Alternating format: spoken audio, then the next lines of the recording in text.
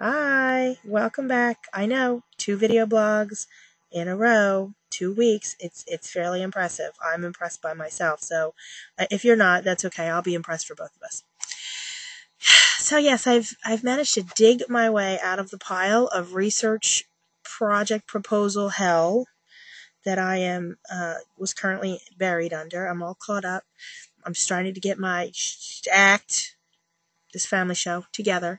So that's pretty good. So I thought I'd do another video blog this week. And it's not really a truth about publishing blog.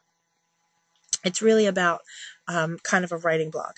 And it kind of goes with the last post. If you've been to my blog and you've seen what I wrote last time, you'll know that I am the proud owner of some brand new and totally awesome cover art. For the Sword of Denu, which is the book 4 in the Library of Athena series, and I don't have a release date yet. I'll let you know when I do. It's going to be awesome. Go check it out if you haven't seen the cover art for this book yet, because I never have an idea. I'm terrible when it comes to thinking about cover art ideas, and I'm always so impressed with what artists come up with, and usually they don't read the whole book.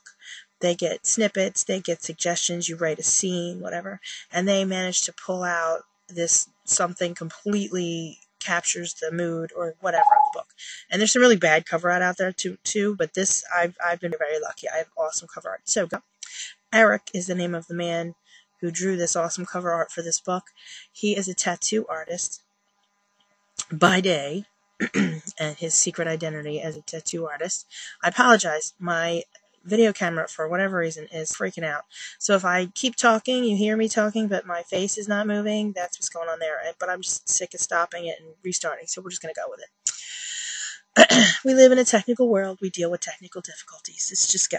So Eric, as I said, he's a tattoo artist. And if I lived in Texas, which is where the publisher of that particular book is from and where the publisher met him, the artist, I would totally have him do a tattoo because he's really good. So there you go. So today's truth about publishing is not really the truth about publishing in general. This is what I'm going to call a frequently asked question edition of the truth about publishing. All right, okay. So people ask me all the time, how does the book get published? How do you go from submitting the book to having, a book in your hands, or pushing the button on Amazon and having it show up on your Kindle? And that is, I don't know everything. I know, it's tough to believe, I know, but I don't. And what I'm going to tell you is the process that I have been through. I have been with 3 different smallish publishers. I hope to change that someday. Terry, my awesome agent, is working on getting me contract with a bigger publisher, bigger, not necessarily better, but bigger audience. I've loved all my publishers so far. I don't find anything wrong with small press publishing. I'm just looking to make the next step. So I want to make the disclaimer. I'm not being disgruntled. I just want to say that I'm ready to try something new, and my agent is trying to help me get along with that. But so far, I have been with 3 different small publishers. This is the process that I have been through. So, as they say, your mileage may vary. What happens usually is after you go through the submitting process, and we've talked about that, we're not going to talk about that today. You submit. Finally, some just crazy fool out there says, yes, we'd like to publish your book. Awesome. You dance around the living room singing a really goofy song, and you hope no one's videotaping you while you do it. And then you calm down, and and then the rest of the stuff happens. Excuse me. First thing that happens when I get acceptance is that they say, usually we'll send you a contract. You send you the contract, read it. 9 times out of 10, people are not out to mess with you. But if you know what's in the contract before you sign it, if something comes up later down the road, it's not going to be a surprise, because there are some people out there who'll just sign it. They're so excited to be published. Somebody said yes, that they'll sign it. Read the contract. Okay. Or have somebody else contract. Pay a lawyer who's especially his intellectual property to read the contract. If you have an agent, they can read the contract. Whatever. An agent, they've read the contract and they're telling you to sign it or not sign it. You don't have to worry about any of that. But if you're on your own, as I was for a while, read the contract. So you get your contract and you sign the contract. Nowadays, all my contracts pretty much come to me electronically. I do DocuSign, blah, blah, blah, blah, initial, done. And then you wait. And you wait, and you wait, and you wait, and you wait, and you wait. And here's the thing about publishing. It is still run pretty much from soup to nuts by human beings. We may send things electronically. We don't have to mail manuscripts in big boxes anymore. We don't have to submit through the mail anymore. But people still read the submissions. People still have to edit the books. People still have to do the cover art. People still have to do the formatting. It's people, people, people, people. This is not an automated business. It's not an assembly line. So you are going to wait. And you're going to wait for your turn in the queue for when your book is ready to be edited. Okay, that's the next thing that's probably going to happen. Several ways to be edited. You'll get a little note saying, hey, it's your turn. I've had publishers that said, the editor would send me an email and saying, I'm going to edit your book. Here's the edits. I've done this 2 different ways, actually. Sometimes the editor will read your whole book, and they'll do it in Word, and they'll use that lovely track changes, rather. The track changes, and everything that they change, or their suggested edits, they will track with track changes. They'll put little comments in the board and the thing, and then they'll send you the file. And then you look at all the red ink and the blue crossing out, and you look at all the comments, and you'll go, because you'll wonder, why in the world did they want this book in the first place? There's so many edits.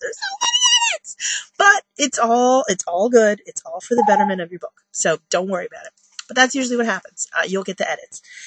Some publishers, I've heard, still use the old hard copy method, meaning, yes, they send you a big box with your manuscript all written on, and an editorial letter that's 12 pages long, and then you still go, right. And you go, why? I stink. I'm horrible. They hate it. They don't hate it. If they hated it, they wouldn't have bought it in the first place. So get over that. So that's one way of doing edits, is with the Word document and track changes. The other way I've had editing done is actually really kind of cool. And that's live time editing. And that's where you and your editor set up a mutually agreeable time on a calendar or through email or whatever. And your manuscript goes to Google Docs.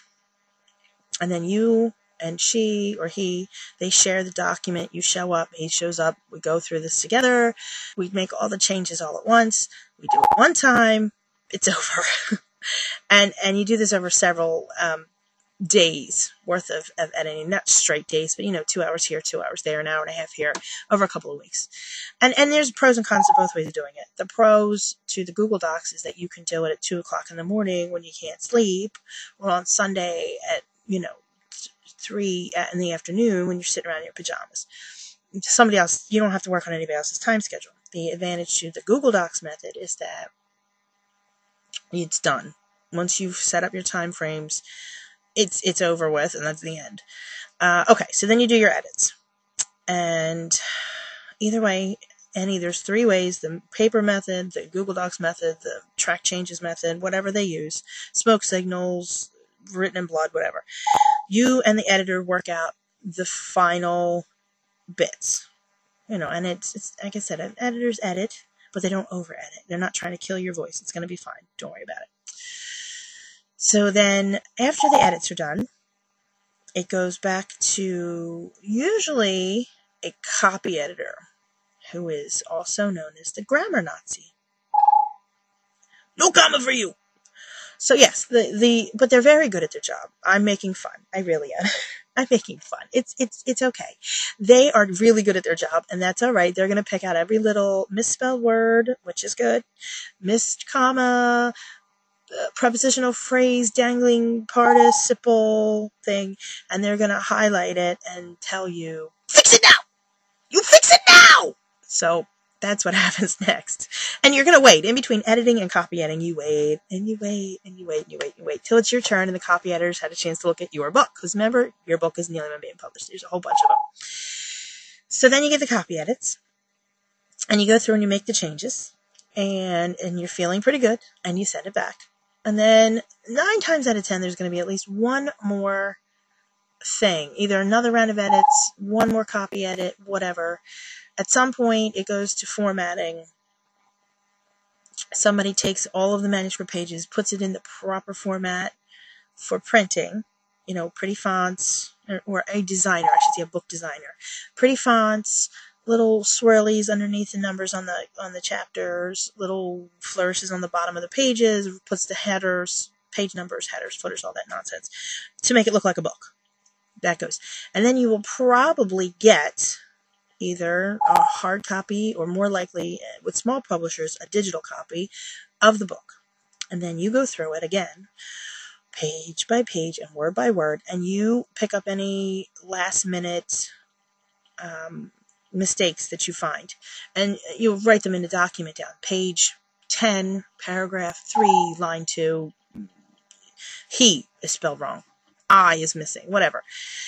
And and then you send that back, and then they make the changes, and hopefully you've gotten all of the corrections done, and the formatters fixed it all, and now it's ready to go. And somewhere in between all that stuff, you are you may write a blurb for the back of your book, the cover copy that tells what the book's about. Some companies have people that write those for them.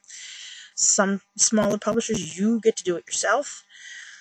You also need to fill out everybody that I've been with, there's a lot of forms, and I hate filling them out. I have to tell you, it is right after writing a synopsis, it is one of my most hated things to do. I hate filling out those dumb forms, but I know it has to be done, so I can hate it, but I still have to do it. I get forms about covers. And those are important because, like I said, you get awesome cover art from them, hopefully. They're important. You get forms about marketing. You get forms about your book blurb. You get forms about this, that, and the other thing. What is your website? What are you going to do to promote the book? Other things have you written? All that stuff. You fill out the forms. Somewhere in between all this happens. Okay. Usually I fill out the forms, try to get them done when I turn in the final manuscript copy before editing, because I just want them out of my life. Get them, go.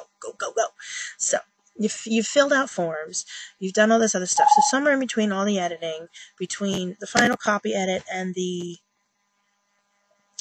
printing and publishing, you're going to get that lovely cover art. And that really is like a really big treat. That's like a special thing. So then you get your cover art, and they show it to you and go, isn't it gorgeous? And even if you hate it, you say, yes, it's gorgeous, because you really don't have a say in what the cover art looks like. Really, it's the publisher that makes the final word. So don't worry about it, even if you hate it. Just suck it up. But like I said, normally you're going to love it. Or you'll learn to love it. Anyway, so that's all done. Cover art's done. Book's been edited to death, and you can't stand looking at it anymore. It's been formatted. It's been designed. It's been ready to go. And eventually it goes to the printer, and you get your lovely copies of your book. And that's pretty much the story of it. That's the long and short of it. And that's just what I've been through. Other people have other publishers have other methods of doing things, but generally the steps are all the same. Editing, more editing, cover art, designing, publishing. That's pretty much how it goes from beginning to end. So there, I thought this was going to be short, and it's 15 minutes later and I'm still talking. Yeah, I probably need to stop now. Okay. I am going to go back and work on promotional items, which now that I have cover, I can do a lot more of. I'm getting my promotional items ready for the Sword of Danu. It's going to be awesome, and I hope you all read it when it comes out. I'm going to be putting up snippets and blurbs and teasers and all that nonsense, and right now I'm going to go back and make postcards so that I can put together really cool little gift baggies and have giveaways and stuff like that. That's another part of being an author that we'll talk about another day. All right, lovelies. I'll talk to you later. Bye.